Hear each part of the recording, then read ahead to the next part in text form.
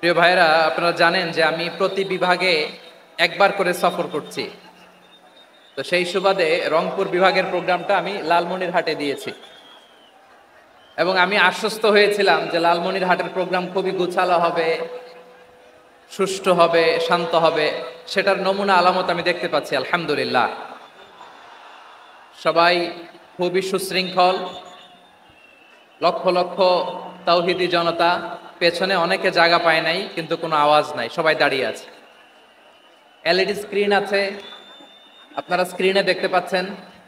আলহামদুলিল্লাহ, আমি সবাইকে দেখতে পাচ্ছি। মাশাআল্লাহ, মাশাআল্লাহ।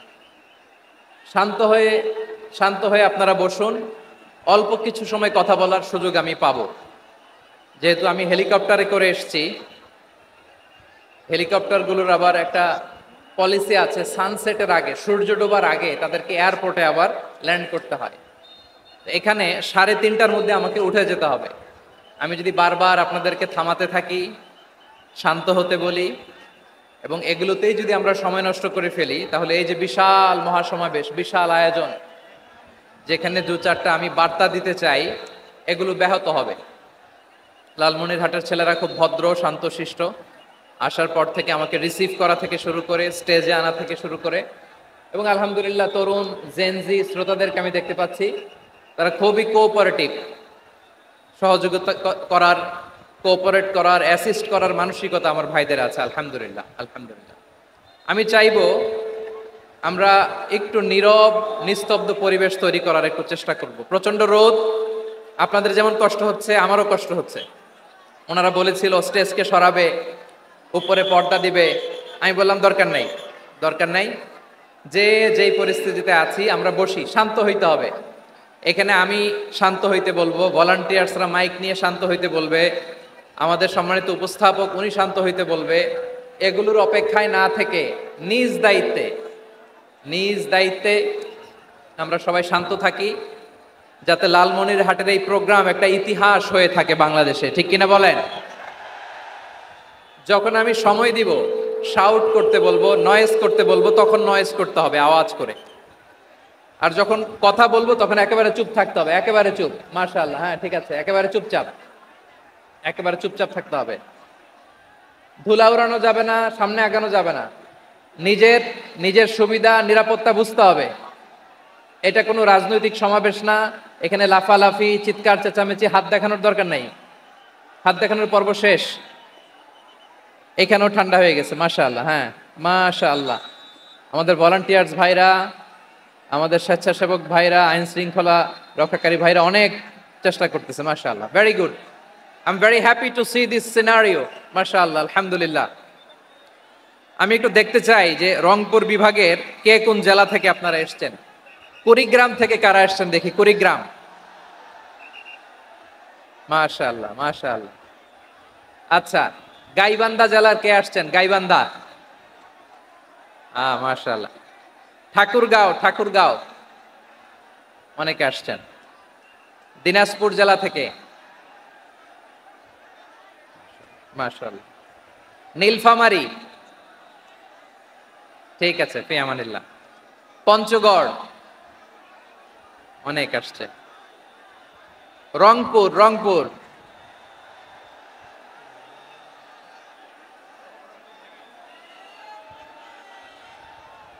মাশাআল্লাহ, মাশাআল্লাহ, ঠিক আছে। লালমনিরহাটের কারা দেখি, লালমনিরহাট,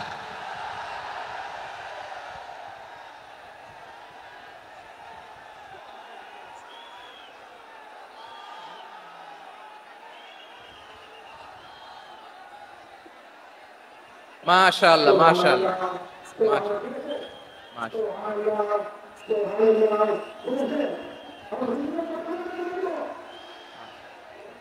ঠিক আছে, ঠিক আছে।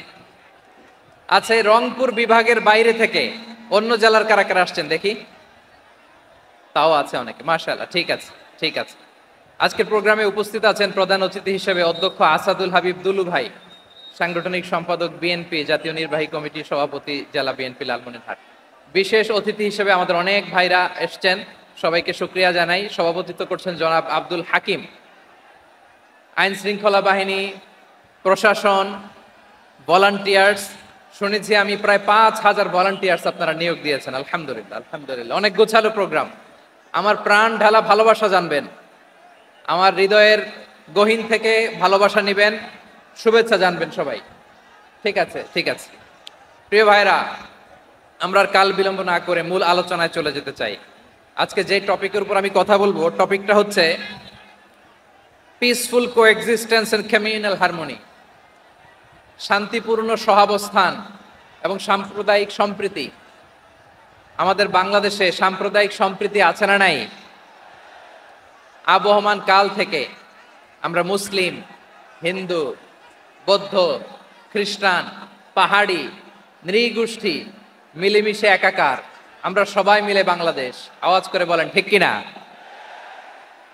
আমাদের পারস্পরিক সম্প্রীতি, ভালোবাসা, সৌহার্দ্যপূর্ণ আচরণ, বোঝাপড়া, এটা বেশ মজবুত, বেশ মজবুত। তবে মাঝে মাঝে আমাদের এই সম্প্রীতির ভেতরে অনেকে ফাটল ধরাতে চায়।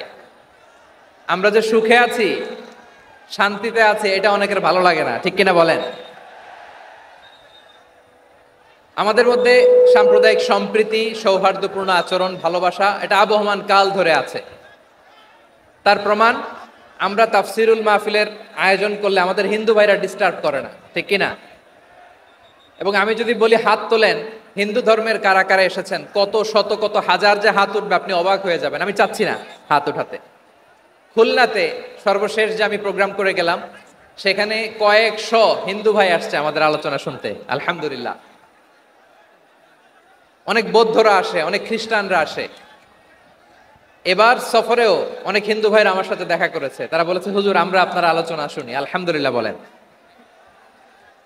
So it's our responsibility to present our religion to our non-Muslim brothers and sisters. আমাদের অমুসলিম ভাই বোনদের কাছে ইসলামের সৌন্দর্য তুলে ধরা, এটা আমাদের দায়িত্ব। We all are the ambassador of Islam. আমরা প্রত্যেকে দায়িত্বশীল, আমরা প্রত্যেকে এক একজন ইসলামের অ্যাম্বাসেডর, আলহামদুলিল্লাহ বলেন। এজন্য এমন ভাবে দ্য বিউটি অফ ইসলাম, ইসলামের সৌন্দর্য আমাদেরকে ফুটিয়ে তুলতে হবে, যাতে করে নন মুসলিমরা শাহাদা পড়ে, কালিমা পড়ে মুসলমান হয়ে যায়। অনেক নন মুসলিম ভাই বোন আমাদের হাতে শাহাদা পড়ে, কালিমা পড়ে মুসলমান হয়েছে, অনেক। সো আমরা যেন ইসলামের বিউটিটাকে তুলে ধরতে পারি, এবং এই যে সম্প্রীতি, এটাকে যেন আমরা অটুট রাখতে পারি। আদতে আদতে বাংলাদেশের ইতিহাস বলে আমাদের দেশে কোনো দাঙ্গা নাই, আছে? লালমনিরহাটের ভাইয়ের আওয়াজ করে বলেন, আমাদের দেশে হিন্দু মুসলিম দাঙ্গা আছে? আমরা ভাই ভাই, আওয়াজ করে বলুন তো, আমরা কি ভাই ভাই? কিন্তু কিছু দুষ্ট লোক আছে, তারা আমাদের সম্পর্কের মধ্যে ফাটল ধরাতে চায়, ঠিক কিনা বলেন? মাঝে মাঝে ঝগড়া লাগাতে চায়। দেখবেন পত্রপত্রিকায় দেখা যায় বিভিন্ন ধর্মীয় উপাসনালয়গুলোতে হামলা চালানো হয়। এগুলো রাজনৈতিক উদ্দেশ্য প্রণোদিত, এগুলোর সাথে ইসলামের কোনো সম্পর্ক নাই। এজন্য এই দুর্বৃত্তদের ব্যাপারে আমাদের সাবধান থাকতে হবে। আমরা সবসময় যেমনি ঐক্যবদ্ধ, ইউনাইটেড, আমরা যদি এরকম ইউনাইটেড থাকি, এই সমস্ত দুর্বৃত্তদের কালো হাত ভেঙে দিতে আমাদের 1 ঘন্টাও লাগবে না। চিল্লায় বলো ঠিক কিনা? আমরা সংঘবদ্ধ থাকবো। এই যে আমাদের পিসফুল কোএক্সিস্টেন্স, শান্তিপূর্ণ সহাবস্থান। হিন্দুরা পূজা করে, যেদিন হিন্দুদের পূজা অনুষ্ঠান, আমরা ওই দিন তাফসির মাহফিল করি না, ঠিক কিনা বলেন? যেদিন আমাদের তাফসিরুল কোরআনের প্রোগ্রাম, ওই দিন আমাদের হিন্দু ভাইরা ডিস্টার্ব করে না, সুবহানাল্লাহ। হিন্দুদের পূজা অনুষ্ঠানে মাদ্রাসার ছাত্র যে পাহারা দেয়, গোটা বিশ্বে এরকম দৃষ্টান্ত নজির বিরল, ঠিক কিনা বলেন? আইন শৃঙ্খলা বাহিনীর পাশাপাশি মাদ্রাসার ছাত্ররা যে সেখানে পাহারা দেয়, গোটা পৃথিবীতে এই দৃষ্টান্ত আপনি পাবেন। মাদ্রাসার ছাত্ররা, তারা তো কোরআনের ধারক, তারা হাদিসের ধারক, তারা কেন মন্দির পাহারা দিবে? এই সম্প্রীতিকে ধরে রাখার জন্য, এই সৌহার্দ্যকে ধরে রাখার জন্য, আমাদের পারস্পরিক ভালোবাসাকে অটুট রাখার জন্য। আওয়াজ করে বলতে হবে ঠিক কিনা? এখন বলেন, আমাদের এই ভালোবাসা অটুট থাক, আমরা চাই কি চাই না? আমরা হিন্দু মুসলিম মিলেমিশে শান্তিপূর্ণ সহাবস্থান, সাম্প্রদায়িক সম্প্রীতি। লালমনিরহাটের ভাইয়ের আওয়াজ করে বলুন, এই সাম্প্রদায়িক সম্প্রীতি আমরা চাই কি চাই না? আল্লাহ এই দেশকে তুমি বরকতময় করো, বাংলাদেশকে তুমি শান্তিময় করো। আওয়াজ করে সবাই বলেন আমিন। এই জায়গাটাতে সামান্য একটু আওয়াজ হচ্ছিল, এটাও থেমে গেছে, আলহামদুলিল্লাহ আলহামদুলিল্লাহ। এখন একেবারে everything is in my control, মাশাআল্লাহ। ঠিক আছে, আমি মূল আলোচনায় যাই। প্রিয় ভাইরা, আমি বলেছিলাম আমার আলোচনার বিষয় হচ্ছে শান্তিপূর্ণ সহাবস্থান, সাম্প্রদায়িক সম্প্রীতি। আমরা দেখব ইসলাম আমাদেরকে কি কি দিক নির্দেশনা দেয়।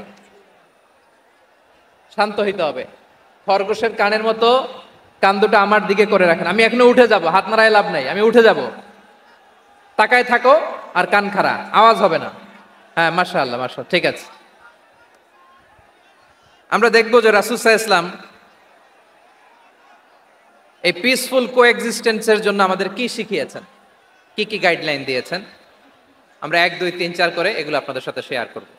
আমি আপনাদের খেদমতে সূরাতুল আনআমের 108 নম্বর আয়াত তেলাওয়াত করেছি। এখানে আল্লাহ রাব্বুল ইজ্জা ওয়াল জালাল তিনি ইরশাদ করছেন, ওয়ালা তাসুব্বুল্লাযীনা ইয়াদউনা মিন দুনিল্লাহি ফায়াসুব্বুল্লাহা আদওয়াম বিগাইরি ইলম কাযালিকা যায়্যান্না লিকুল্লি উম্মাতিন আমালাহুম সুম্মা ইলা রাব্বিহিম মারজিউহুম ফায়ুনাব্বিউহুম বিমা কানু ইয়ামালুন। রব্বুল আলামিন বলেন, গোলাম ও আমার ইমানদার বান্দারা শোনো শোনো, ও আমার বিশ্বাসী বান্দারা শোনো শোনো, লা তাসুব্বুল্লাযীনা ইয়াদউনা মিন দুনিল্লাহ ফায়াসুব্বুল্লাহা আদওয়াম বিগাইরি ইলম। ও আমার বিশ্বাসী বান্দারা, যারা আল্লাহকে ব্যতি রেখে, আল্লাহকে বাদ দিয়ে অন্য উপাস্যকে ডাকে, দেবীর পূজা করে, দেবতাদের পূজা করে, তোমরা খবরদার তাদের গালি দিও না। আওয়াজ করে বলেন, কি দিও না? আল্লাহ বলেন, ও বিশ্বাসীরা শোনো, যারা আল্লাহকে বেছে রেখে দেব দেবীর পূজা করে, অন্য উপাস্যের পূজা করে, তাদেরকে ডাকে, ওই দেবতাদেরকে তোমরা গালি দিও না। যদি ওই দেবতাদেরকে গালি দাও, তাহলে ভুলবশত, শত্রুতাবশত তারা তোমাদের রব আল্লাহকে গালি দেবে, ঠিক কি না? তোমরা যদি তাদের দেবতাদের গালি দাও, ওরা রেগে তোমার আল্লাহরে গালি দিবে, তাহলে আল্লাহরে গালি খাওয়ানোর কারণ হয়ে গেলাম আমি, ঠিক কি না বলেন?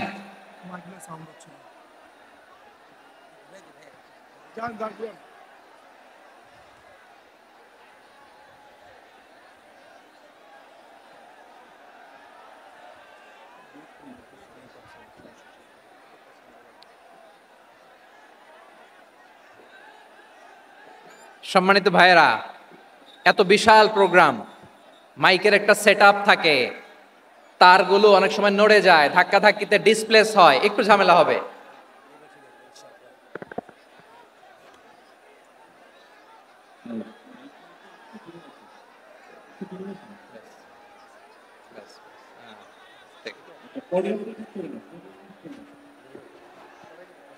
ঠিক আছে, একটু একটু সমস্যা হবে মাঝে মাঝে। আপনারা শান্ত থাকলে, শান্ত থাকতে হবে। এইভাবে সাউন্ড নাই, এই নাই, এই বলতে বলতে আমার সময়ও নাই, উঠে যেতে হবে, এগুলো বোকামি। এই বিভাগীয় প্রোগ্রামগুলোতে যাই, চিৎকার চেঁচামেচি করে তোমরা আসো, সময় শেষ, আমাকে উঠে যেতে হয়। আমরা তো বঞ্চিত হলাম, গুরুত্বপূর্ণ অনেক কথা শোনাবো তোমাদের, অনেক। প্রিয় ভাইরা, আপনারা শান্ত হয়ে বসুন, শান্ত হয়ে। রব্বুল আলামিন বলেন, খবরদার বিশ্বাসীরা, আল্লাহ ছাড়া যারা অন্যান্য উপাস্যদেরকে ডাকে, দেবতাদেরকে ডাকে, তাদেরকে তোমরা গালি দিও না। ওই সমস্ত দেবতাদেরকে যদি তোমরা গালি দাও, তাহলে তারা আল্লাহকে গালি দিবে, ঠিক কিনা বলেন?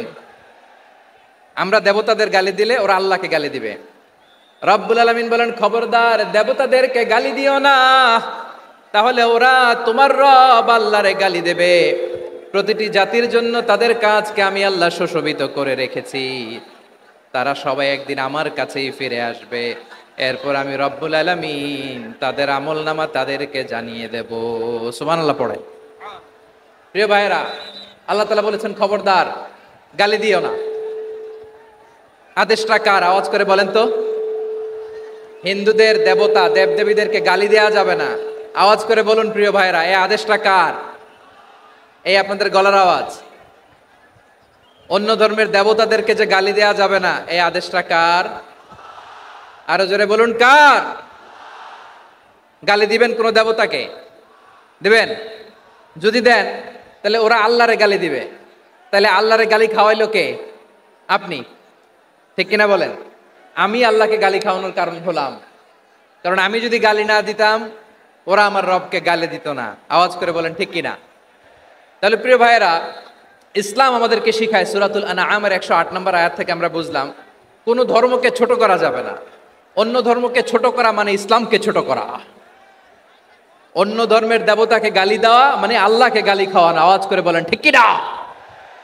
খবরদার, এটা করা যাবে না। আর অন্য ধর্মের দেবতাকে যদি আপনি গালি দেন, ওরা ইসলাম থেকে দূরে সরে যাবে। যাও ইসলামের প্রতি আকৃষ্ট হয়েছিল আর কোনোদিন ইসলামের ধারে কাছে আসবে না। আওয়াজ করে বলেন ঠিক কিনা?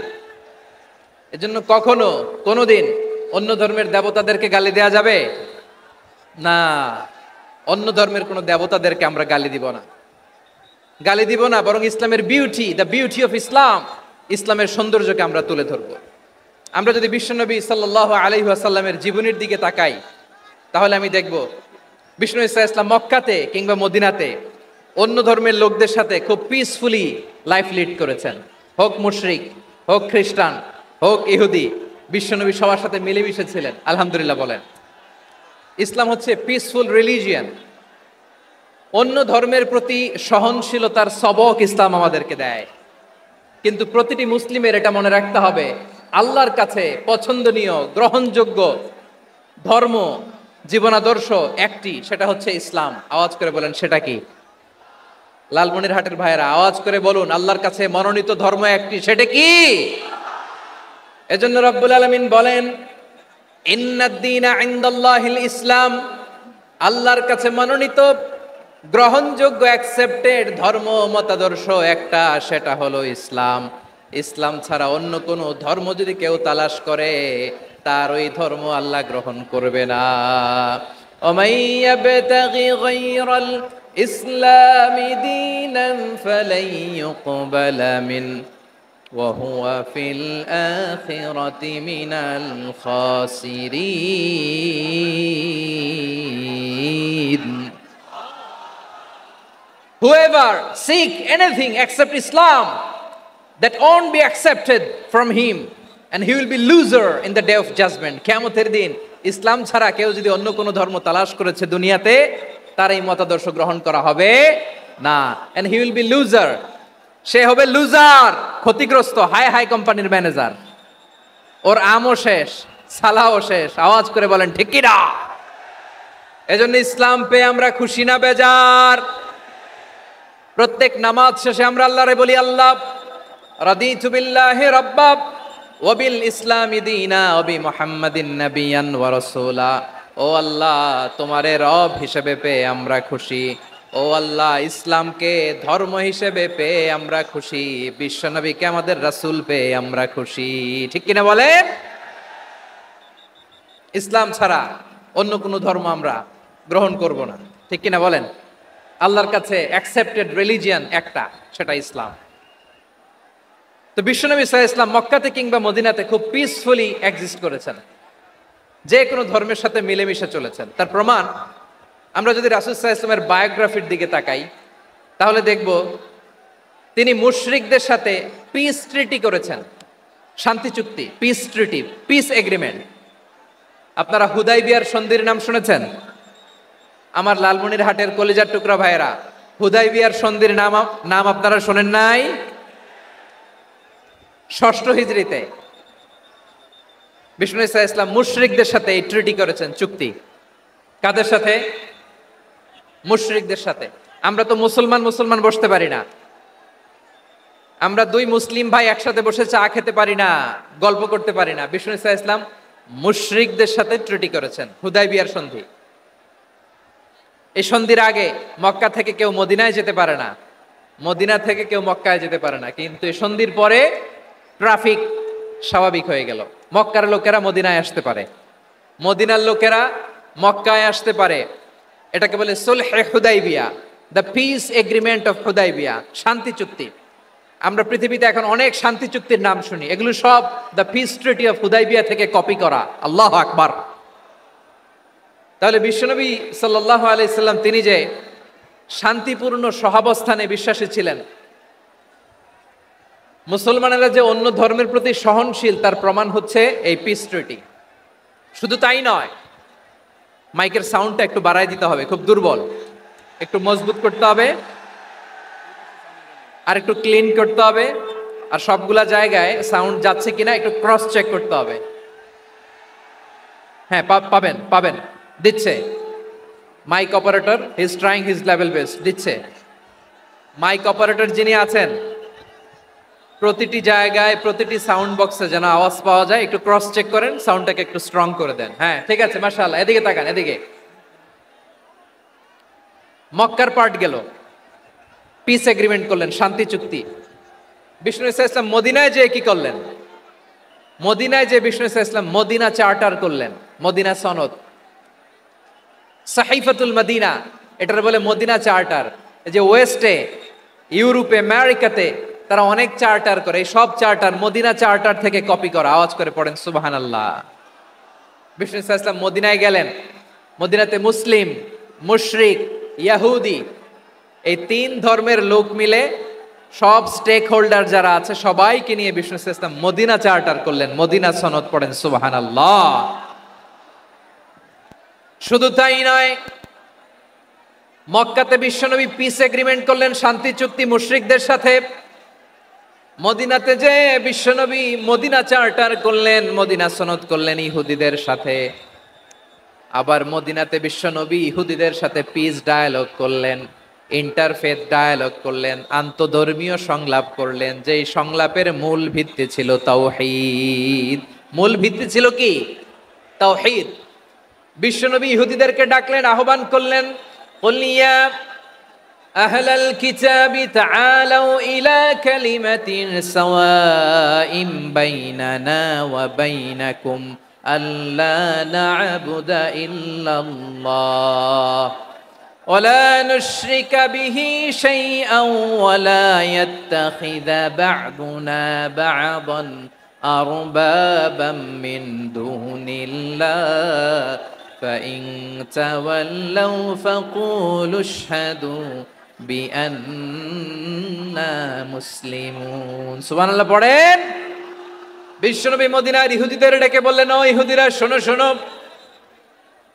আসো এমন একটা আদর্শের প্রশ্নে আমরা একত্রিত হই, যে আদর্শের প্রচার তোমাদের নবীরাও করেছে, আমিও করি, যে আদর্শের কথা তোমাদের পবিত্র ধর্মগ্রন্থগুলোতে আছে, আমার কোরআনেও আছে। সেটা হলো তাওহীদ। আমরা এক আল্লাহ ছাড়া কারো ইবাদত করব না, আল্লাহর সাথে কাউরে শরীক করব না, আল্লাহ ছাড়া কাউরে রব মানব না। পড়েন সুবহানাল্লাহ। তাহলে আমার প্রিয় লালমনিরহাটের ভাইরা, মদিনাতে যে তিনি মদিনা চার্টার করলেন, মদিনা সনদ, পিস ডায়ালগ করলেন, শান্তির সংলাপ, ইন্টারফেথ ডায়ালগ করলেন, আন্তধর্মীয় সংলাপ, যার ভিত্তি ছিল তাওহীদ। সুবহানাল্লাহ পড়েন। তাহলে অন্য ধর্মের প্রতি সব সময় ইসলাম সহনশীল, টলারেন্স। যদি আপনি দেখতে চান ইসলামের নবী বিশ্ব নবীর দিকে তাকান, ঠিক কিনা বলেন? আমরা তো সংখ্যালঘুদের রাইটস প্রোটেক্ট করার জন্য কত আইন বানাই, কত বৈঠক করি, কত সংবাদ সম্মেলন করি। বিষ্ণু সাল্লাল্লাহু আলাইহি ওয়াসাল্লাম সংখ্যালঘুদের রাইটসের ব্যাপারে, অধিকারের ব্যাপারে যে কথা বলেছেন, শুনলে আপনি অবাক হয়ে যাবেন।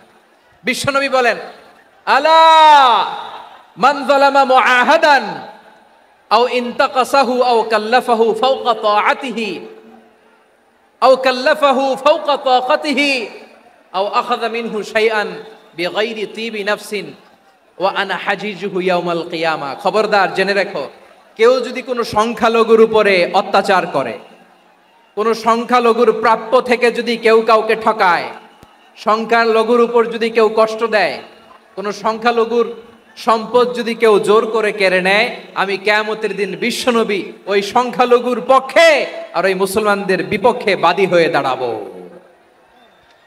সুবহানাল্লাহ বলতে পারলেন না? আল্লাহু আকবার। আপনি নামাজি, আপনি মুসল্লি, আপনি হাজী সাহেব, তাহাজ্জুদ পড়তে পড়তে কপালে দাগ ফেলে দিছেন, আপনার প্রতিবেশী হিন্দু, ভাবছেন আমার তো পাওয়ার আছে, ওর জমিটা দখল করি। বিশ্বনবী বলেন কিয়ামতের দিন ওই হিন্দুর পক্ষে তোর বিরুদ্ধে আমি বাদী হয়ে দাঁড়াবো। পৃথিবীর কোন ধর্মে এরকম স্টেটমেন্ট পাবেন? পাবেন? আপনি ভাবছেন আপনি নামাজ পড়লে হাজী সাহেব কপালে দাগ ফেলায় দিলে আপনি সেলসেলায় জান্নাতে চলে যাবেন না? খবরদার। বিশ্বনবী বলেন কোন সংখ্যালঘুর উপর যদি কেউ আক্রমণ করে, তার প্রাপ্য তাকে না দিয়ে যদি তাকে ঠকায়, তার উপর জুলুম করে, তার সম্পদ যদি কেড়ে নেয়, আমি নবী, তুমি মুসলিম হইতে পারো, মুসল্লি হইতে পারো, তার পক্ষে তোমার বিপক্ষে আল্লাহর দরবারে বাদী হয়ে দাঁড়াবো। আচ্ছা লালমনিরহাটের ভাইরা, কথা বুঝতে পারলে আওয়াজ করে উত্তর দেন। বিশ্বনবী যদি কারো বিপক্ষে দাঁড়ায় কিয়ামতের দিন, আই রিপিট, আমি আবারও বলছি, বিশ্বনবী যদি কিয়ামতের দিন কারো বিপক্ষে দাঁড়ায়, ও তো সেলসেলায়া জান্নাতি, তাই না? জান্নাতি না? যে নবীর সুপারিশ ছাড়া জান্নাতের গেটও দেখা যাবে না, ওই নবী যদি বলে তোর বিপক্ষে আমি বাদী হয়ে দাঁড়াবো, ওই জান্নাতে আর ঢোকার কোনো সুযোগ আমাদের থাকবে? এখানেই শেষ না আমার প্রিয় লালমনিরহাটের ভাইয়েরা, এখানেই শেষ নয়। বিশ্বনবী বলেন মান কাতালা মুআহাদান, বুখারীর বর্ণনা, মান কাতালা মুআহাদান লাম ইয়ারাহ রাইহাতাল জান্নাহ। কেউ যদি, কোন মুসলিম যদি অন্যায়ভাবে কোনো সংখ্যালঘুকে হত্যা করে, কোনো হিন্দুকে হত্যা করে, কোনো বৌদ্ধরে হত্যা করে, অন্যায়ভাবে কোনো মুসলিম যদি কোনো সংখ্যালঘুরে হত্যা করে, জান্নাতে যাওয়া তো দূরের কথা, ওই মুসলিম জান্নাতের ঘ্রাণও পাবে না। সেই বুখারীর বর্ণনা, মান কাতালা মুআহাদান লাম ইয়ারাহ রাইহাতাল জান্নাহ ওয়া ইন্না রিহাহা লা ইউজাদু মিন মাসিরাতি 40 আমা। যে জান্নাতের ঘ্রাণ 40 বছর দূরের রাস্তা থেকেই পাওয়া যায়। সুবহানাল্লাহ পড়েন। প্রিয় ভাইরা, এখান থেকে জান্নাতে পৌঁছতে লাগবে 40 বছর। এত দূর, কত বছর? সবাই বলেন কত বছর? এখান থেকে জান্নাতে পৌঁছতে লাগবে 40 বছর। এত দূরে থাকতেই জান্নাতের ঘ্রাণ আপনার নাকে এসে ধাক্কা মারবে। বিশ্বনবী বলেন যে ব্যক্তি কোন সংখ্যালঘুকে হত্যা করে, জান্নাতের ঘ্রাণ তো পাবেই, জান্নাতে তো ঢুকতে পারবেই না, জান্নাতের ঘ্রাণও তার নাকে লাগবে না। পড়েন নাউযুবিল্লাহ। তাহলে সংখ্যালঘুদের ব্যাপারে ইসলামে অধিকার দেয়া আছে না নাই? লালমনিরহাটের ভাইয়ের আওয়াজ করে বলেন, আমার সংখ্যালঘু হিন্দু ভাইদের রাইটস, অধিকার আমাদের ইসলামে প্রোটেক্টেড আছে না নাই? এখানেই শেষ না। বিষ্ণু ইসলাম আপনার অমুসলিম প্রতিবেশীর সাথে ভালো আচরণ করতে বলেছে। আমাদের পাড়া ওটা বৌদ্ধ পাড়া, হয় না? অনেক সময় হয় না এটা আমাদের মুসলিম পাড়া, ওইটা হিন্দু পাড়া, এরকম আছে না নাই? লালমনিরহাটে নাই না? আছে? হিন্দু যদি আপনার প্রতিবেশী হয় কি করবেন? ওরে কষ্ট দিবেন নাকি? কেন? ও তো হিন্দু, ও তো আমার আল্লাহরে ডাকে না, ওরে কষ্ট দিলে জায়েজ হবে না? খবরদার। বিষ্ণু ইসলাম বলেন মান কানা ইউমিনু বিল্লাহ ওয়াল ইয়াউমিল আখির ফালিউকরিম জারাহ। যে আল্লাহ বিশ্বাস করে আর আখিরাতে বিশ্বাস করে, সেজন্য প্রতিবেশীর সাথে ভালো আচরণ করে। সুবহানাল্লাহ। কলিজা জুড়ায় যায় না আমার নবীর কথাগুলো শুনলে? যে আল্লাহ বিশ্বাস করে, যে আখিরাতে বিশ্বাস করে, সেজন্য প্রতিবেশীর সাথে ভালো আচরণ করে। এখানে বলছে মুসলিম প্রতিবেশী বলছে, নামাজি প্রতিবেশী বলছে, আল্লাহওয়ালা প্রতিবেশী বলছে না। প্রতিবেশী আস্তিক হোক নাস্তিক হোক, প্রতিবেশী মুমিন হোক মুশরিক হোক, প্রতিবেশী হইলেই তার সাথে ভালো আচরণের দরকার আছে না নাই? আমার প্রিয় লালমনিরহাটের ভাইয়েরা, বিষ্ণু ইসলাম ওনার ইহুদি প্রতিবেশীদের দেখাশোনা করতেন। আওয়াজ না শোনা যাক, আমারও তো দেখা যায়, আমারও তো দেখা যায়। তাকায় থাকেন, তাকায় থাকলে সওয়াব হবে। কোরআনের কথা যেখান থেকে হয় এদিকে তাকায় থাকলেই বরকত। তাকায় থাকেন। জি জি, মাইক, আমি তো আর মাইক ঠিক করতে আসি না এদিকে, এই মাইক ঠিক করব, ওই মাইক ঠিক করব, ওদিকে পাইলট বলবে হুজুর চলে আসেন। জি বসুন, বসুন, মাশাআল্লাহ। হ্যাঁ, খুব শান্ত, ঠিক আছে। পুলিশ ভাইরা না খেয়ে দিনরাত আপনারা যাতে সুশৃঙ্খল একটা প্রোগ্রাম উপহার পান, এটাই চেষ্টা করতেছে। আপনাদেরকে কষ্ট দিতে আসে নাই, একটু একটু সহযোগিতা করেন। জি মাশাআল্লাহ, হ্যাঁ ঠিক আছে। আমার প্রিয় ভাইরা, প্রতিবেশী আস্তিক হোক নাস্তিক হোক, মুসলিম হোক হিন্দু হোক তার সাথে ভালো আচরণ করতে হবে। বিষ্ণু ইসা ইসলাম ওনার ইহুদি প্রতিবেশীর বাসায় যেতেন। কোন প্রতিবেশী? ইহুদি। আওয়াজ করে বলেন, কোন প্রতিবেশী? ইহুদি। এক ইহুদি কিশোর বিষ্ণু ইসা ইসলামের খেদমত করতে, ইহুদি ছেলে আমার নবীর খেদমত করতো, তারা ছিল নবীর প্রতিবেশী। তো অনেক দিন হয় ইহুদি ছেলেটা আসে না। বিষ্ণুনবী খোঁজ দিলেন, ঘটনা কি? একটা ইহুদি ছেলে না আমার খেদমতে আসতো, ছেলেটা কই? খোঁজ নিয়ে জানলেন ছেলেটা অসুস্থ। বিষ্ণু ইসা ইসলাম ওই ইহুদির বাড়িতে চলে গেলেন ওই ছেলেটাকে দেখা করার জন্য, ভিজিট করার জন্য। সুবহানাল্লাহ পড়বেন না? গেলেন, যে দেখে ইহুদি ছেলেটা মুমূর্ষ, যান যান যায় যায় ভাব, বিছানায় পড়ে আছে, তার বাবা দাঁড়ানো। বিশ্বনবী তার মাথার পাশে বসলেন, মাথায় হাত বুলিয়ে দিলেন, আর ছেলেটাকে বললেন, আসলিম, হে ইহুদি ছেলে, আসলিম, ইসলাম ধর্ম গ্রহণ করো। তো ছোট্ট ছেলে ভাবে আমরা ইহুদি, এখন ইসলাম ধর্ম গ্রহণ করলে আব্বা যদি বকা দেয়। ফানাযারা ইলা ওয়াজহি আবি, ছেলেটা তার বাবার চেহারার দিকে তাকালো, দেখি আব্বা কি কয়। আব্বা যদি বলে তাইলে ইসলাম ধর্ম গ্রহণ করবে। ইহুদি ছেলেটা তার বাবার দিকে যখন তাকালো, ওর বাবা বলে, আতি আবুল কাসিম, আবুল কাসিম যা বলে তাই করো।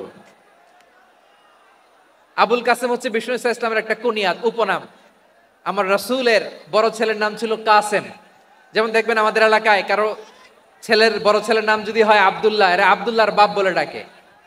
কারো বড় মেয়ের নাম যদি হয় ফাতেমা, এরা কি ডাকে? ফাতেমার বাপ বলে না? তো বিষ্ণু ইসা ইসলামের বড় ছেলের নাম ছিল কাসেম।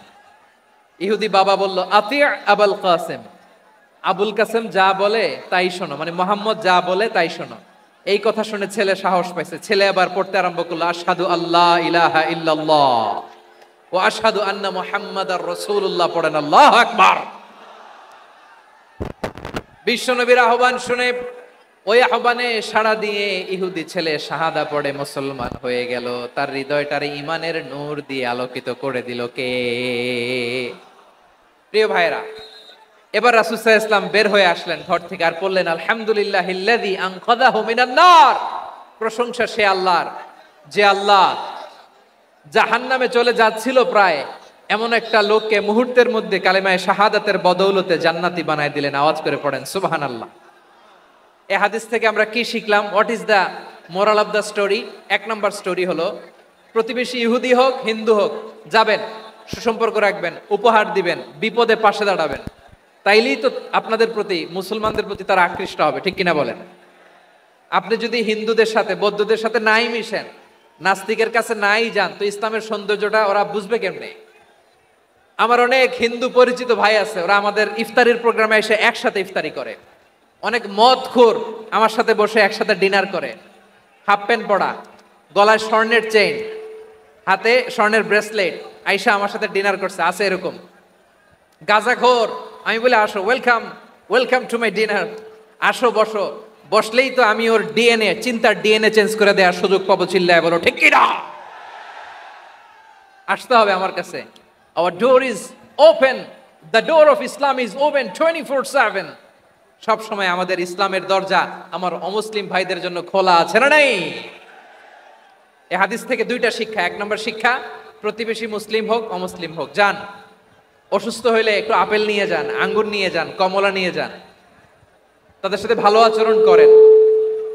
ইসলামের বিউটি দেখে, সৌন্দর্য দেখে অবাক হবে, নসিব ভালো হলে কোনোদিন কালিমা পড়ে মুসলমান হয়ে যাবে, ঠিক কিনা বলেন? তাহলে অমুসলিমের সাথে ভালো সম্পর্ক। বিশ্বনবী ইহুদির বাড়িতে গেলেন, ইহুদির বাড়ি, আর আমার মুসলমান ভাই আমার কাফের বলে, এরকম আছে না নাই? মুসলিমরা দেখতে পারে না, সহ্য করতে পারে। বিশ্বনবী সাল্লাল্লাহু আলাইহি ওয়াসাল্লাম ইহুদির বাড়িতে গেলেন, এটা একটা শিক্ষা। আরেকটা শিক্ষা হলো, ভাইরা ধাক্কা মেরে এসে সামনে এসে কি লাভ? প্রোগ্রাম তো শেষ হচ্ছে, এখনই শেষ হচ্ছে। তো এই যে আমাদের বকশি ভাই ওয়াদা নিল, হাত তোলালো, মিম বলে এত কথা বললো, তো আমি জেলায় জেলায় যে খালি হাত নাড়াই তোমাদের জন্য নাকি? হ্যাঁ, হাত নাড়াই শুধু। এই ধাক্কাইতে ধাক্কাইতে এদিকে এসে হাত নাড়াইতেছে, হয়েছে তো, দেখলাম তো, ঠিক আছে, মাশাআল্লাহ, অনেক সুশৃঙ্খল, অন্যান্য যে কোনো জেলার জন্য সুশৃঙ্খল। আমার দিকে তাকাও, আমার দিকে তাকাও, ঠিক আছে। এই যে দাঁড়িয়ে আছে, একটা ছেলে নড়ে না, দেখছেন? মাশাআল্লাহ মাশাআল্লাহ মাশাআল্লাহ। হ্যাঁ, এইভাবেই। আর কয়েকটা মজাদার কথা আছে, শোনো। এই হাদিস থেকে আমাদের শিক্ষা হলো, আমার প্রতিবেশী যেই ধর্মের হোক আমি সম্পর্ক রাখবো। অসুস্থ হলে যাব, কি বলেন ভাইরা, যাবেন না? যাবেন না আপনারা? আচ্ছা, 2 নম্বর শিক্ষা হলো, বিষ্ণু ইসা ইসলামের খাদেম ছিল ইহুদি, এতদিন খেদমত করলো, একদিনও বিশ্বনবী ওরা কালিমার দাওয়াত দেয় নাই। কারণ কি? বিশ্বনবী একটা ভালো সময়ের অপেক্ষা করতেছিলেন, প্রপার টাইমিং।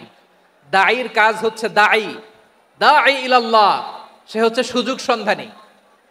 দায়ী সুযোগ খোঁজে, কখন দাওয়া দিলে ব্যাটে বলে হবে, ঝোপ বুঝে কোপ মারে, ঠিক কিনা বলেন? বিষ্ণু ইসা ইসলাম ভালো সময়ের অপেক্ষা করতেছিলেন, দেখি ভালো সময় আসুক আসুক আসুক আসুক।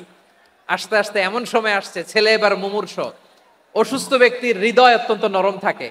হসপিটালে যখন কেউ যায় তার হৃদয়টা বড্ড নরম থাকে, মৃত্যুর ভয়ে তার অন্তরটা নরম থাকে, ঠিক কিনা বলেন?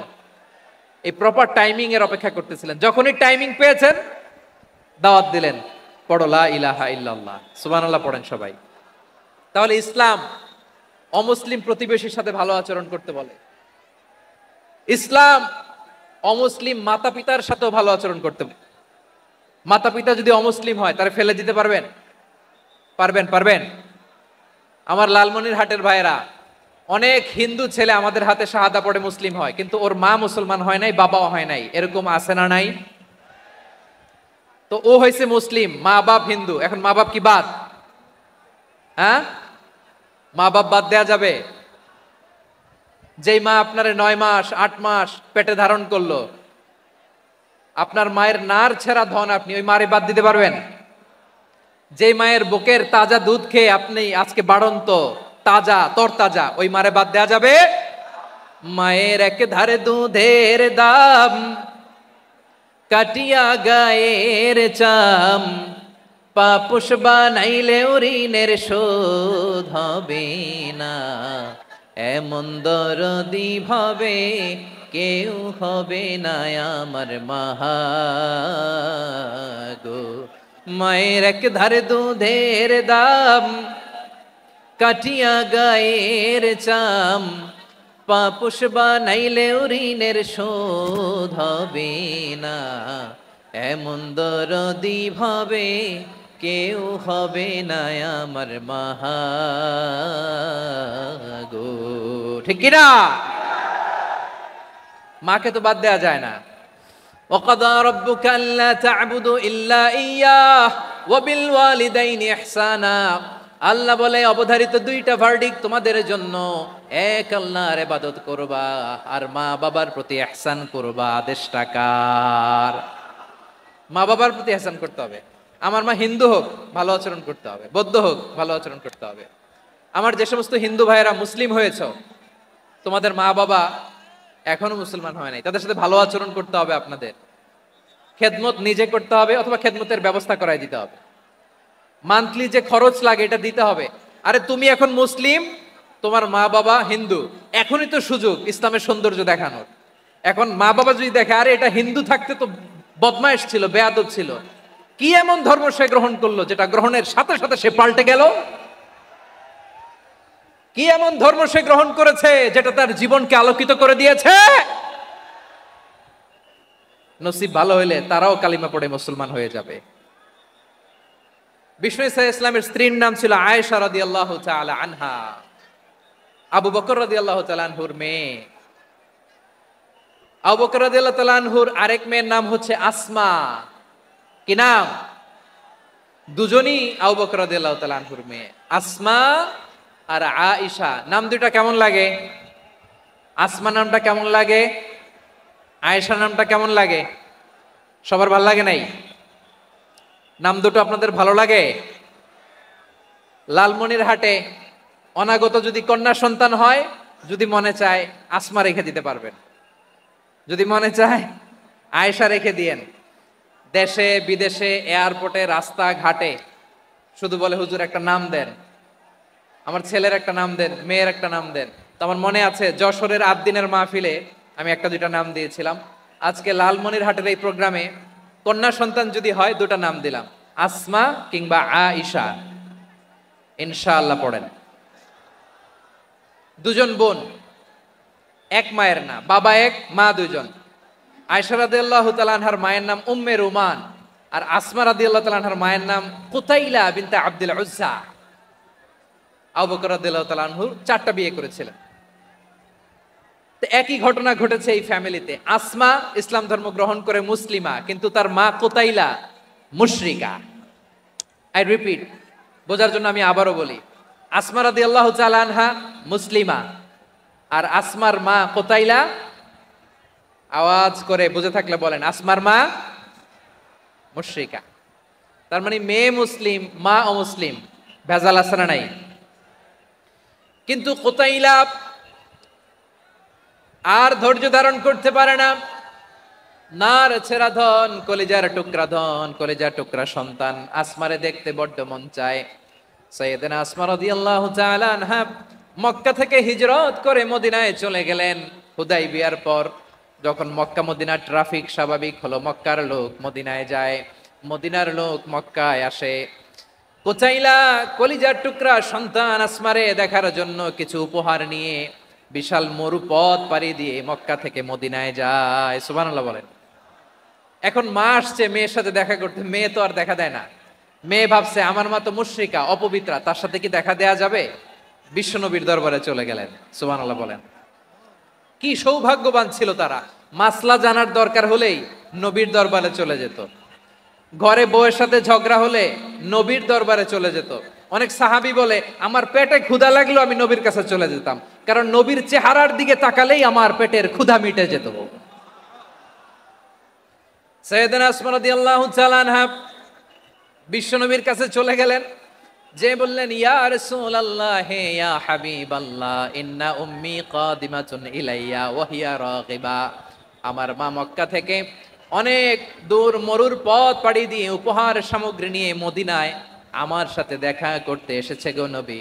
আমার জানতে বড্ড ইচ্ছে হয় আমি আমার মুশরিকা মায়ের সাথে একটু দেখা করতে পারবো কিনা। আফা আসিলুহা, আগে যেমনি আমি আমার মায়ের সাথে ভালো আচরণ করতাম, যেমনি আমি আমার মায়ের সাথে সদাচরণ করতাম গো নবী, এখন আমি মুসলিমা, মা মুশরিকা, এখনো কি আগের মতো সদাচরণ করতে পারবো নাকি? বিশ্বনবী বললেন নাম সিলিহা, হ্যাঁ রে আসমা, অবশ্যই অবশ্যই, আগে ঠিক যেমন তুমি তোমার মায়ের সাথে ভালো আচরণ করতে, এখনো তেমনি আগের মতো ভালো আচরণ করবা। আওয়াজ করে পড়েন সুবহানাল্লাহ। কি ইসলাম আমরা পেয়েছি! কত ব্রড মাইন্ডেড আমাদের ইসলাম, কত ওপেন মাইন্ডেড ইসলাম, কত ওপেন আপ করতে পারে, চিন্তা করতে পারেন। বিষ্ণু বললেন হ্যাঁ অবশ্যই, নাম সুলিহা, আগে যেমনি ভালো আচরণ করছো আসমা, এখন ওই রকমই করো, পারলে আরো বাড়াই করো। সুবহানাল্লাহ বলেন। তাহলে আমার যে হিন্দু ভাইয়েরা, হিন্দু বোনেরা, ইমানের বদৌলতে দৌলতে আপনি ধন্য হয়েছেন, আপনার আম্মা আব্বা এখনো মুসলমান হয় নাই, তাদের জন্য দোয়া করেন, তাদের জন্য দোয়া করেন, আল্লাহ যেন তাদেরকেও ইমানের দৌলত দান করে। আমরা সবাই পড়ি আমিন, আরো জোরে পড়েন আমিন। এখন বলেন, ইসলাম কি ন্যারো মাইন্ডেড রিলিজিয়ান না ব্রড মাইন্ডেড? লালমনিরহাটের যুবক ভাইরা আওয়াজ করো, ইসলাম কি ন্যারো মাইন্ডেড না ব্রড মাইন্ডেড? কতটা ব্রড মাইন্ডেড দেখেন। বিশ্বনবী সাল্লাল্লাহু আলাইহি সাল্লাম অমুসলিমরা যদি নবীকে উপহার দিত, ওই উপহারও বিশ্বনবী গ্রহণ করতেন। সুবহানাল্লাহ পড়েন। আপনার অমুসলিম বন্ধু যদি উপহার দেয় সেটাও আপনি নিতে পারবেন, যেটা নেওয়া জায়েজ। কিন্তু আপনার বন্ধু যদি আপনার মদের বোতল দেয়, নিতে পারবেন? হ্যাঁ, মদের বোতল দিলে পারবেন না। আপনার বন্ধু যদি আপনার পর্ক দেয়, পর্ক, শুকরের গোশত মিশ্রিত কোনো খাবার, ওটা নিতে পারবেন না। হালাল যে কোনো জিনিস নিতে পারবেন। বিশ্বনবী সাল্লাল্লাহু আলাইহি ওয়াসাল্লাম অমুসলিমদের দেয়া হাদিয়া গ্রহণ করতেন। কেমন নবী ছিলেন! আমার নবীরে চিনে নেন, আমার নবীর অ্যাটিটিউড জেনে নেন। বিষ্ণু ইসা ইসলাম যখন কোনো জনপদে যেতেন, 3টা অপশন নিয়ে যেতেন। প্রিয় ভাইয়ের আওয়াজ করে বলতে হবে, কোন জনপদে গেলে আমার নবীর অপশন থাকতো কয়টা? আমার মতো 3 আঙ্গুল উঁচু করে দেখান আর বলুন, আমার নবী কোন জনপদে গেলে কয়টা অপশন নিয়ে যেতেন? 1 নাম্বার অপশন আসলিম তাসলাম। নতুন এলাকায় গেলে বলতেন আসলিম তাসলাম, ইসলাম ধর্ম গ্রহণ করো, শান্তিতে থাকবা, আমার ভাই হয়ে যাবা, আমরা ভাই ভাই, ইসলাম মানো, আমরা ভাই ভাই। অপশন নাম্বার কত? 1। যদি বলে না ইসলাম মানবো না, ওকে, অপশন নাম্বার 2, মুসলিম হওয়ার দরকার নাই, লা ইকরাহা ফিদ্দিন, ইসলামে কোনো বাড়াবাড়ি নাই, খ্রিস্টান আছো থাকো, বৌদ্ধ আছো থাকো, ইহুদি থাকতে চাও থাকো, কিন্তু আমরা যেহেতু রিজিওনাল সুপার পাওয়ার, আমাদের আন্ডারে থাকো, ট্যাক্স দিয়া থাকো, এটার বলে জিজিয়া। আলেম যারা আছেন বুঝবেন এটার আরবিতে কি বলে, জিজিয়া। You pay us the tax, we will give you the security. তোমরা ট্যাক্স দিবা, আমরা সিকিউরিটি দিব, আমাদের আওতায় থাকবা, কেউ তোমাদেরকে আক্রমণ করতে পারবে না, আমরা নিরাপত্তা দিব। সুবহানাল্লাহ বলেন। এটা অপশন নাম্বার কত? আচ্ছা বুঝে থাকলে বলেন, 1 নাম্বার অপশন কি ছিল? ইসলাম। ইসলাম মানো শান্তিতে থাকবা, ভাই ভাই, আমরা ভাই ভাই। অপশন নাম্বার 2, ট্যাক্স দাও, আমরা নিরাপত্তা দিব, মুসলিম হওয়া লাগবে না। এখন 1 নাম্বারও মানে না, 2 নাম্বারও মানে না, মুসলিম হবো না, ভালো, খ্রিস্টান থাকো, ট্যাক্স দাও, আমরা সিকিউরিটি দিব না, এটাও মানি না। বিষ্ণু বলেন তাহলে তলোয়ার আমাদের আর তোমাদের মাঝে ফয়সালা করবে। মুসলিমও হবা না, ট্যাক্স দিবা, নিরাপত্তা দিব, আমাদের, আমরা সুপার পাওয়ার, আমাদের আন্ডারে থাকবে, এটাও না। তাহলে তোমাদেরকে তো আমরা বিশ্বাস করতে পারি না, কখন না কখন বিশ্বাসঘাতকতা করো, কার সাথে মিলে হাত মিলাও, তলোয়ার আমাদের মাঝে ফয়সালা করবে। তখন তিনি জেহাদের সশস্ত্র সংগ্রামের ঘোষণা দিতেন। সুবহানাল্লাহ পড়েন। দেখেন পশ্চিমারা জেহাদকে এইভাবে চিত্রায়িত করে না, ওরা জেহাদ বলতে বুঝায় তলোয়ার, হাত কাটো, গলা কাটো না। জেহাদ সশস্ত্র সংগ্রাম 3 নম্বরে। অধিকাংশ ক্ষেত্রেই বিশ্বনবীর সুন্দর আচরণ দেখে, আরে আমার নবীর যে নুরানি চেহারা, অনেকে তো কেবল সিরেফ চেহারাটা দেখেই কালিমা পড়ে মুসলমান হয়ে গিয়েছে। যারা মুসলিম হয় নাই তারা তাদের ইসলামেই বলবৎ ছিল, ট্যাক্স দিয়ে ইসলামের আন্ডারে ছিল। যারা এটাও মানে নাই ওইটাও মানে নাই, তাদের বিরুদ্ধে জেহাদ। বিষ্ণু ইসলাম 7ম হিজরিতে যখন খায়বার বিজয়ের পরে ইসলাম রিজিওনাল সুপার পাওয়ার হিসেবে আত্মপ্রকাশ করলো, বিশ্বনবী চিঠি লিখলেন অন্যান্য সুপার পাওয়ারের কাছে, রাষ্ট্রীয় চিঠি। রাষ্ট্রীয় চিঠি লেখে এক রাষ্ট্রপ্রধান আরেক রাষ্ট্রপ্রধানের কাছে, ঠিক কিনা বলেন? জানেন না আপনারা? এই যে 24-এর ছাত্র নাগরিক অভ্যুত্থানে, এই অভ্যুত্থান যখন শুরু হয়, আমি তখন সাউথ আফ্রিকাতে, একটা স্ট্যাটাস দিয়েছিলাম, কোটা নয় গোটা দেশ সংস্কার করা লাগবে। শুধু বাংলাদেশ নয়, সারা বিশ্বের বাংলা ভাষাভাষী লোকেরা এই আন্দোলনের সাথে সমর্থন তারা করেছে, এটাকে সাপোর্ট করেছে, তারা সমর্থন দিয়েছে। আমাদের ইউনাইটেড আরব আমিরাতের বাংলাদেশি ভাইয়েরা তারা সেখানে রাস্তায় নেমে এসেছিল, জানেন? ওইখানে ডেমনস্ট্রেশন করা যায় না, সেখানকার সরকার তাদেরকে যাবজ্জীবন দিয়েছিল। তখন আমাদের এই যে প্রধান উপদেষ্টা ডক্টর মোহাম্মদ ইউনূস সরাসরি G2G বলে, এটারে G2G, government to government, G2G, উনি চিঠি লিখলেন যে তাদেরকে, ইউর হাইনেস, হে সম্মানিত আমির, আপনি আমার এই চিঠির কারণে আমার সম্মানে এই 53 জন বাংলাদেশিকে মাফ করে দেন। এই চিঠির বদৌলতে বেকসুর খালাস পেয়ে গিয়েছিল আমাদের ভাইরা, জানেন না এই ঘটনা আপনারা? তাহলে গভর্নমেন্ট টু গভর্নমেন্ট চিঠি দেওয়া হয়। 7ম হিজরিতে বিষ্ণু ইসলাম সব সুপার পাওয়ারের কাছে চিঠি দিলেন, রোমান সম্রাটের কাছে, পারস্য অধিপতির কাছে, মিশরের অধিপতির কাছে, সবার কাছে চিঠি লিখলেন। চিঠির ভাষা ছিল এরকম, মিন মুহাম্মাদিন রাসূলিল্লাহ ইলা মুকাওকিস আযীমিল কিবত, মুহাম্মদ রাসূলুল্লাহর পক্ষ থেকে মিশরের বাদশার কাছে, আসলিম তাসলাম, ইসলাম মানো শান্তিতে থাকবা, সালামুন আলা মান ইত্তাবা আল হুদা, শান্তি তার জন্য যে হেদায়েতের অনুসরণ করে। সুবহানাল্লাহ পড়েন। তো এই চিঠি অনেকে ভালোভাবে রিসিভ করেছে, অনেকে এই চিঠি পাওয়ার পরে নবীর কাছে আবার ইন রিটার্ন উপহার পাঠিয়েছে। কি পাঠিয়েছে? উপহার। মিশরের বাদশা মুকাওকিস তিনি বিশ্বনবীকে বিশাল এক উপহারের ডালি পাঠিয়েছেন। মিশরের বাদশা মুকাওকিস ছিলেন ধর্মে খ্রিস্টান। লালমনিরহাটের ভাইয়েরা আওয়াজ করে বলেন, মিশরের বাদশা ধর্মে কি ছিল? খ্রিস্টান। কি উপহার দিয়েছিল আমার নবীকে? শুনতে মনে চায়? আওয়াজ নাই লালমনিরহাটের গলায়,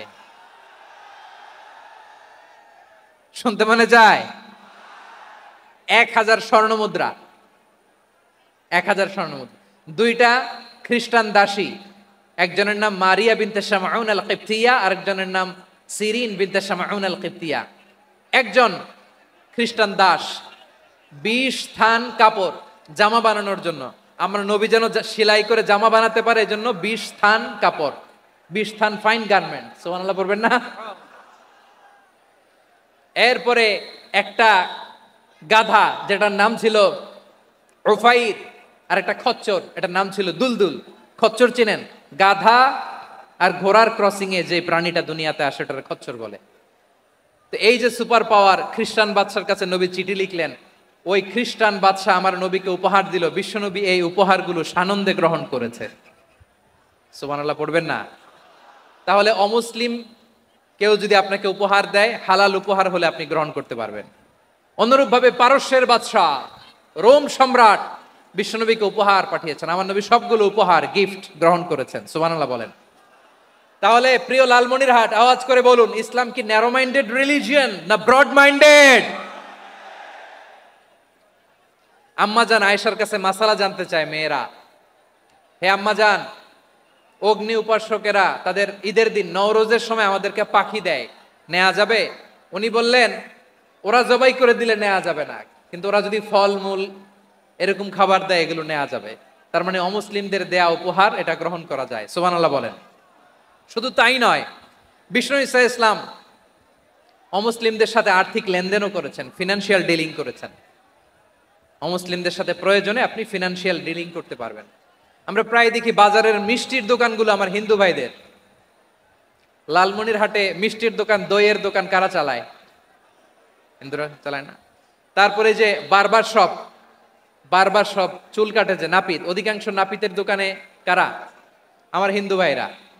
তা আপনি চুল কাটতে পারবেন কিনা? পারবেন কিনা বলেন? পারবেন। তার দোকান থেকে দই মিষ্টি কিনতে পারবেন কিনা? হ্যাঁ, আমার মুসলিম ভাইয়ের দোকান থাকলে ওইটারে আমি বেশি প্রায়োরিটি দিব, ঠিক কিনা? কিন্তু যদি তাদের সার্ভিস নিতে চান, প্রোডাক্ট নিতে চান, পারবেন। তার দলিল সহিহ বুখারী, আম্মা জান আয়েশা রাদিয়াল্লাহু তাআলা আনহা বলেন, ইশতারা রাসূলুল্লাহ সাল্লাল্লাহু আলাইহি ওয়াসাল্লাম মিন ইয়াহুদিয়িন তুআমান ওয়া রাহানাহু দিরআহু মিন হাদিদ। রাসূল সাল্লাল্লাহু আলাইহি ওয়াসাল্লাম এক ইহুদির কাছ থেকে, কার কাছ থেকে? সবাই বলে নাই। কার কাছ থেকে? আমার নবী, পেয়ারা নবী এক ইহুদির কাছ থেকে জব কিনেছিল। জব, বার্লি, যেটা দিয়ে রুটি বানায়। ওই জবের দাম দেওয়া টাকা পয়সা নবীর কাছে ছিল না, ফলে নবী ওনার একটা পোশাককে মর্গেজ রেখেছিলেন, মর্গেজ, বন্ধক, যে এখন এটার দাম দিতে পারবো না, কয়েক কেজি বার্লি নিয়ে যাই আর বন্ধক হিসেবে আমার জামাটা রেখে গেলাম, যেই দিন দাম দিব ওই দিন জামাটা ছুটায় নিয়ে যাব। সুবহানাল্লাহ পড়বেন না? বাকিতে নিছিলেন, বাকিতে। দিরআহু মিন হাদিদ, লোহার তৈরি বর্ম, মানে যুদ্ধের পোশাক, লোহা দিয়ে বানানো।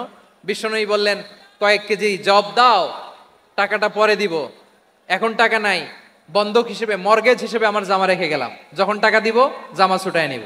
আওয়াজ করে বলতে হবে সুবহানাল্লাহ। এ থেকে বোঝা গেল অমুসলিমদের সাথে ফিনান্সিয়াল ডিলিং করা যায়, অর্থনৈতিক লেনদেন করা যায়, কেনাবেচা করা যায়, প্রোডাক্ট কেনা যায়। এমনকি আমাদের মসজিদে নববীতে বারান্দায় আপনার একটা অটোমেটিক ফ্লাইং আমব্রেলা দেখছেন?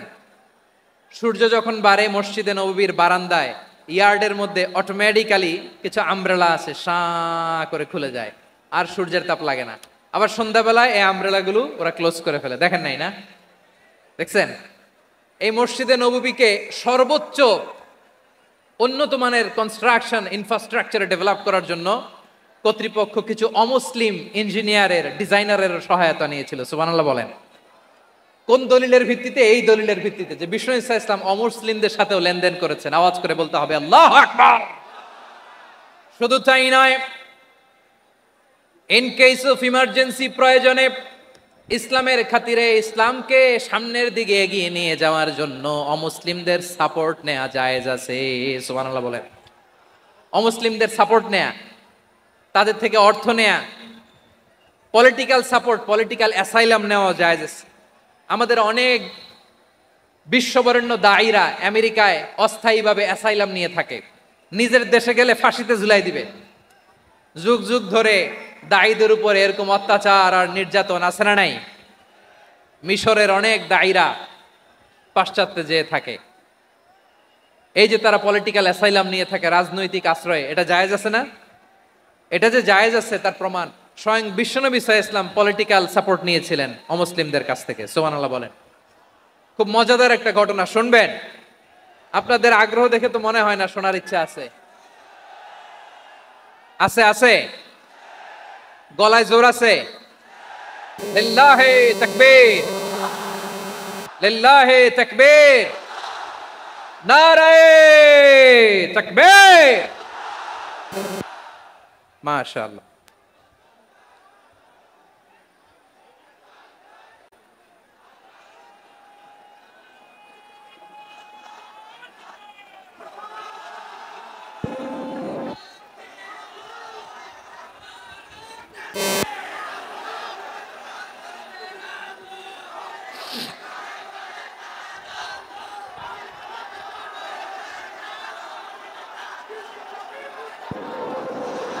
মাশাআল্লাহ, মাশাআল্লাহ।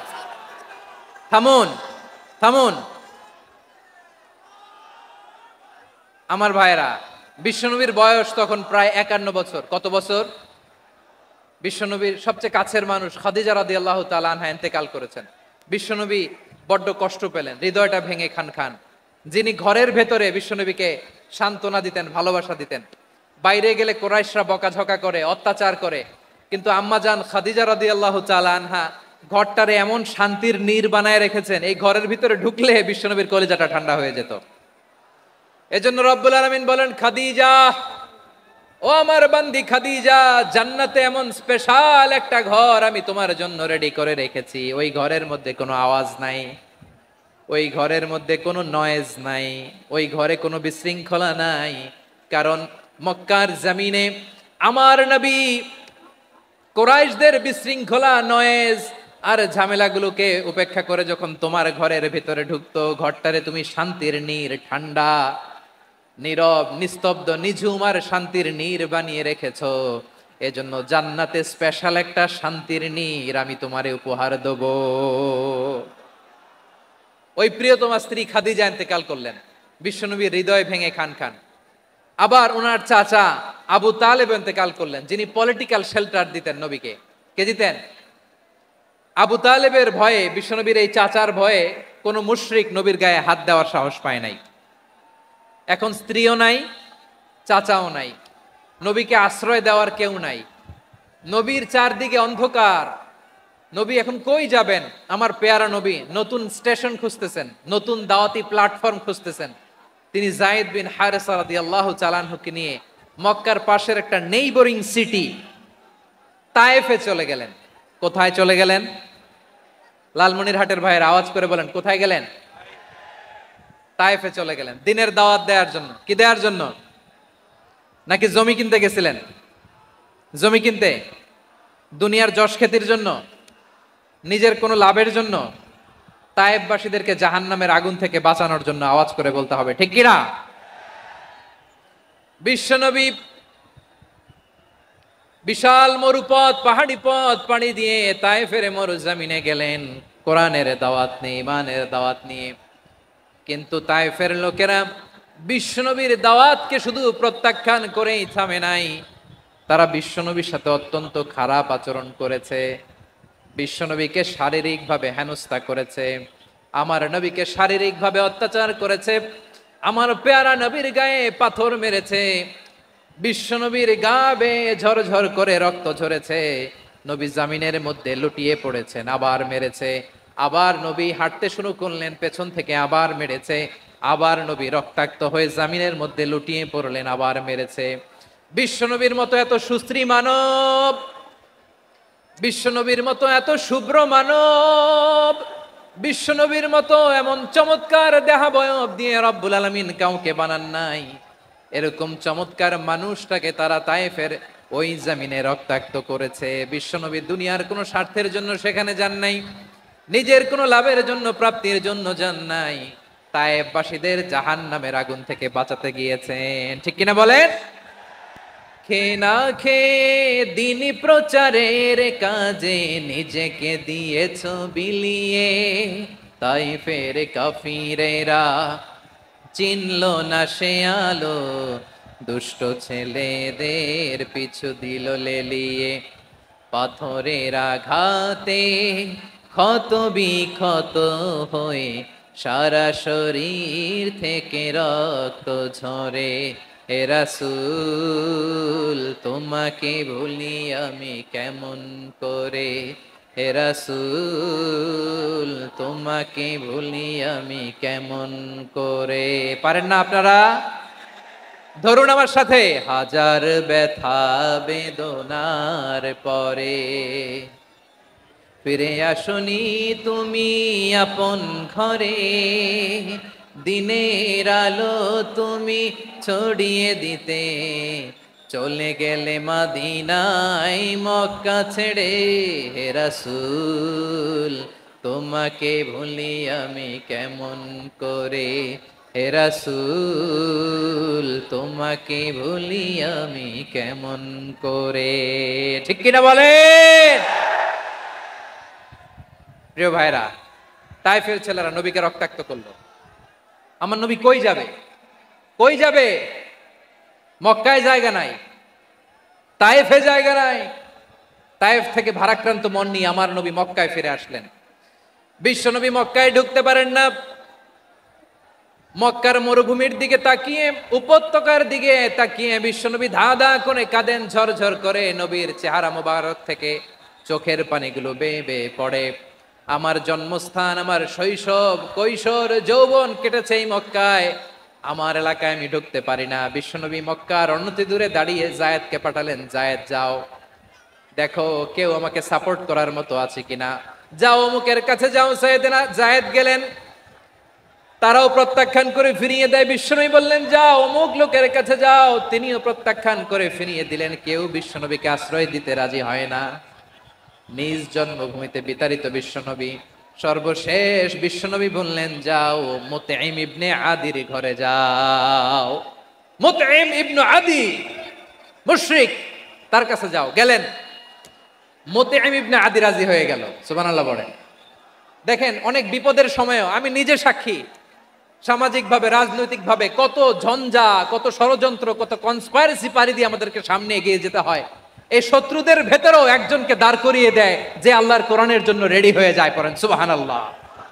মুতঈম ইবনে আদি, আল্লাহ তার মনকে নরম করে দিলেন। মুতঈম বলে, মুহাম্মদ আমি তোমাকে আশ্রয় দিব। তার দুই ছেলেকে পাঠালেন, যাও খোলা তলোয়ার নিয়ে, স্কট দিয়ে, গার্ড অফ অনার দিয়ে মোহাম্মদকে মক্কায় ঢুকাও, আর বলো আমি আমান দেব। আমান কি দিব? আমান মানে সিকিউরিটি, নিরাপত্তা। সিকিউরিটি ছাড়া, আমান দেওয়া ছাড়া কেউ থাকতে পারতো না মক্কায়। দুই ছেলে বিষ্ণু ইসা ইসলামকে নিয়ে আসলো। নবী কাবার চারদিকে তাওয়াফ করলেন, নামাজ পড়লেন। আবু জাহেল, উতবা, সাইবা, ওয়ালিদ ইবনে মুগীরা সবাই দেখে, কেউ কিছু করতে পারে না। কারণ মুতঈম ইবনে আদি ঘোষণা দিয়েছেন আমি মুহাম্মদকে আমান দিয়েছি, মুহাম্মদের গায়ে যেন কেউ স্পর্শ না করে। আওয়াজ করে পড়েন সুবহানাল্লাহ। নবীর এই বিপদকালে মুহূর্তে মুতঈমের হৃদয়টারে নরম করে দিল কে? আচ্ছা লালমনির হাটের ভাইয়েরা বলেন, এই মুতঈম কি মুসলিম ছিল না মুশরিক? সবাই বলতে হবে মুসলিম না মুশরিক।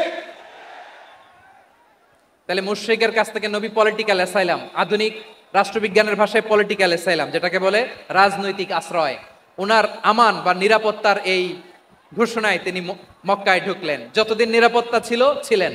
মুতঈম যখন মারা গেল, বিষ্ণু ইসলাম হিজরত করে মদিনায় চলে গেলেন। সুবহানাল্লাহ। কিন্তু মুতঈম যে বিশ্বনবীর উপকার করছে এটা বিশ্বনবী ভুলে নাই। আমাদের অনেকে আছে উপকার করার পরে আর খেয়াল থাকে না, খাওয়ার পরে গলা দিয়ে নামলে আর খেয়াল থাকে না।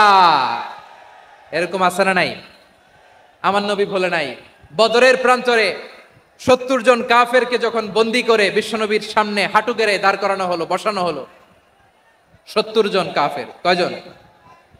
বিশ্বনবী তাদের দিকে তাকিয়ে বললেন, সহিহ বুখারীর বর্ণনা, লাউ কানাল মুতঈম ইবনে আদি হাইয়ান সুম্মা কাল্লামানি হাউলা ইন্নাতনা লা তারাকতুহুম লাহু।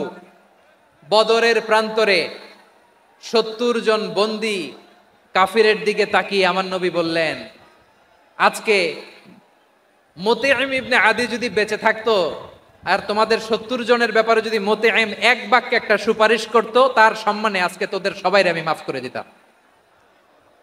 সুবহানাল্লাহ নাই? ওই যে চিল্লাচিল্লি যে কথা বোঝে নাই, কোন জিনিস মিস করছে ওরা নিজেরাও বোঝে নাই। বিশ্বনবী মুতঈমের এই সাহায্যের কথা বলে নাই। 70 জন মুশরিক হাঁটু গেড়ে বসা, নবী চাইলে এখনই এক্সিকিউশন অর্ডার দিতে পারে। তিনি বললেন, আজকে যদি মুতঈম বেঁচে থাকতো আর মুতঈম যদি তোদের জন্য সুপারিশ করতে, এই আবর্জনাগুলোর ব্যাপারে সুপারিশ করতে, আমি মুহূর্তেই তোদেরকে এমনি মাফ করে দিতাম। এবার বলেন, ইসলাম কি ন্যারো মাইন্ডেড না ব্রড মাইন্ডেড?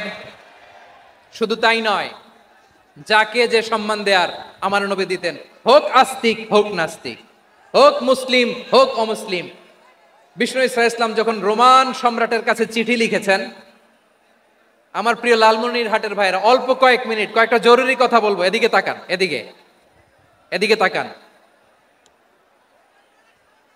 রোমান সম্রাটের কাছে বিশ্বনবী যখন চিঠি লিখলেন মিন মুহাম্মদ রাসূলিল্লাহ ইলা হিরাকলা আযীমির রোম, মুহাম্মদের পক্ষ থেকে হিরাক্লিয়াসের কাছে, যিনি হচ্ছেন আযীমির রোম। এটা নবী নিজ থেকে বানায় লিখছেন, অতিরিক্ত সম্মান দিয়ে। কোন রাষ্ট্রপ্রধান যখন আসে তাদেরকে আমরা কি বলি জানেন? তার নামের শেষে এইচ ই এটা লিখতে হয়, H.E. মানে হিজ এক্সেলেন্সি। কি লেখে? হিজ এক্সেলেন্টি, অথবা ইউর হাইনেস, ইউর ম্যাজেস্টি। দেখেন, বিশ্বনবী সাল্লাল্লাহু আলাইহি ওয়াসাল্লাম সব নবীদেরও নবী, তিনি একজন মুশরিক খ্রিস্টান সম্রাট।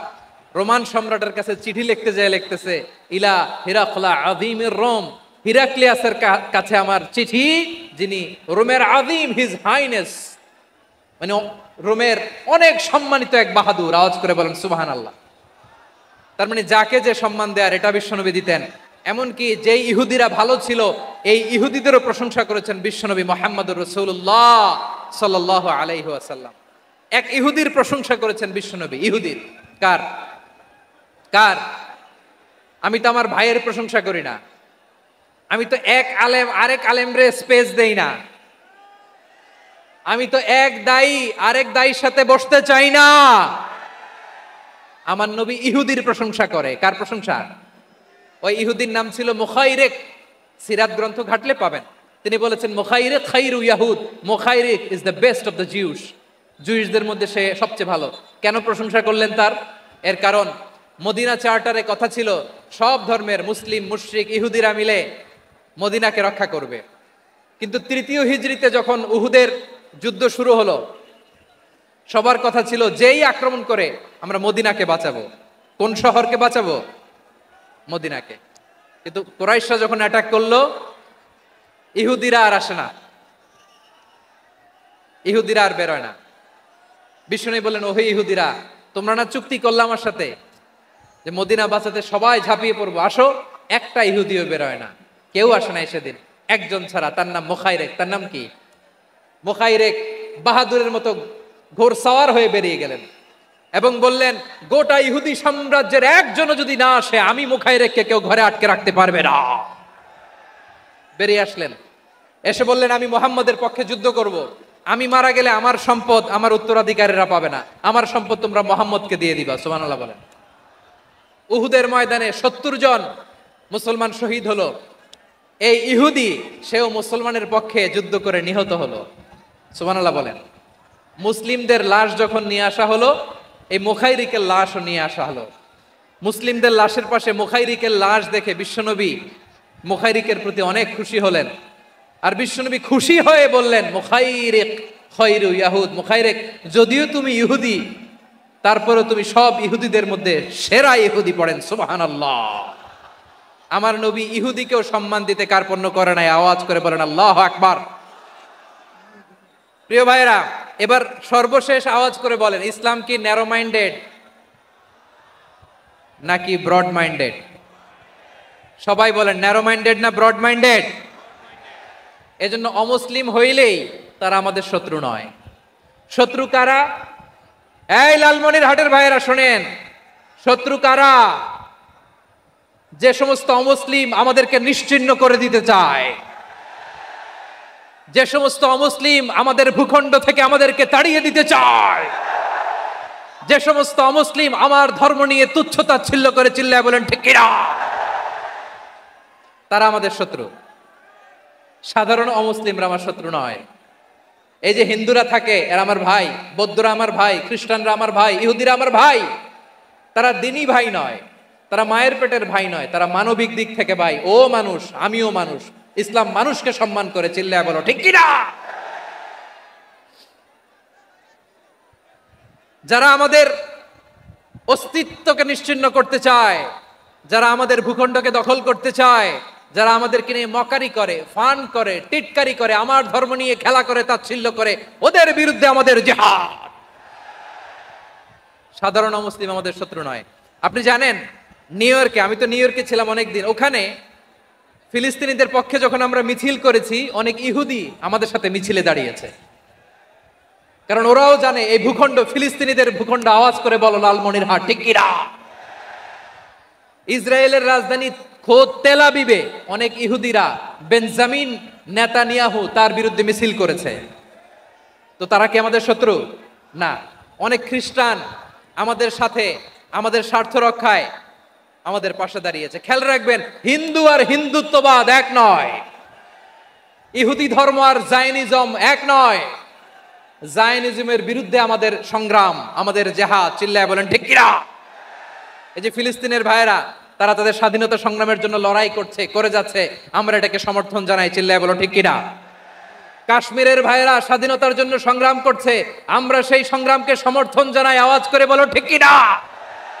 যারাই আমাদের ইসলামকে নিশ্চিহ্ন করতে চায়, তাদের বিরুদ্ধে আমাদের সংগ্রাম। আওয়াজ করে বলতে হবে ঠিক কিনা। ওই সমস্ত দুর্বৃত্তদের সাথে আমাদের কোনো সম্পর্ক নাই। আমরা যদি ঐক্যবদ্ধ থাকতে পারি, ওই দুর্বৃত্তরা চান্স পাবে না। আমরা ঐক্যবদ্ধ থাকতে রাজি আছি।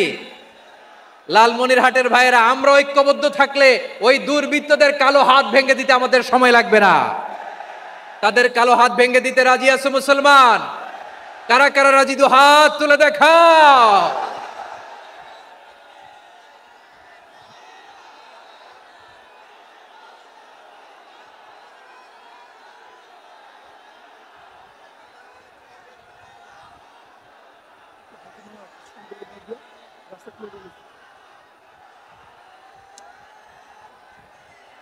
আমার প্রাণ প্রিয় লালমনিরহাটের ভাইয়েরা, শত্রু কাফের আর অশত্রু কাফেরের মধ্যে পার্থক্য আছে না নাই?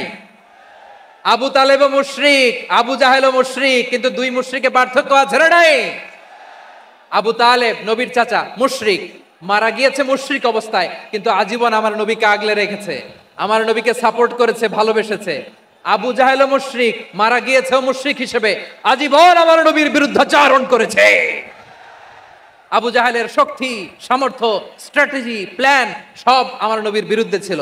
এই আবু জাহেলের কারণে একটা দিন শান্তিতে আমার নবী মক্কায় ঘুমাতে পারে নাই। চিল্লায় বলেন ঠিক কিনা।